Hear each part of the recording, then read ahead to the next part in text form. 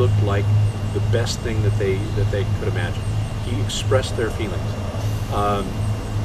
When we look at monsters in history, they appealed to somebody or they wouldn't have had power. No monster can act alone.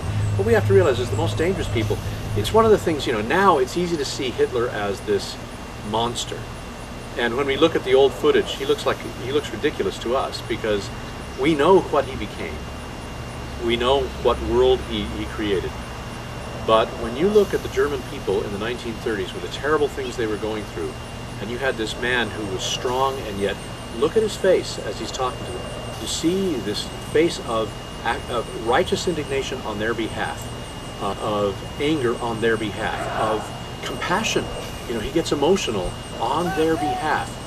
You can start to understand, to them he was their champion. He was their hero. Not to all Germans. A lot of Germans knew exactly what he was and hated him from the start.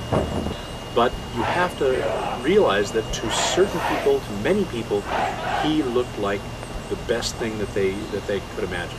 He expressed their feelings. I love it when people compare my books to the real world.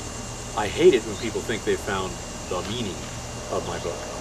So even when I'm creating a really awful person or somebody whose leadership, who gets to leadership using evil means, and they do evil things in power, nevertheless, I still have a responsibility as a fiction writer to show why people would follow them, why they would believe they were doing a good thing.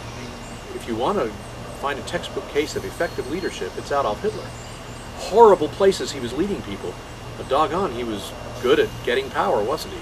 And so you have to recognize, the guys on the airplanes on 911, they had tremendous, amazing physical courage. How you steer an airplane toward a building knowing you will die.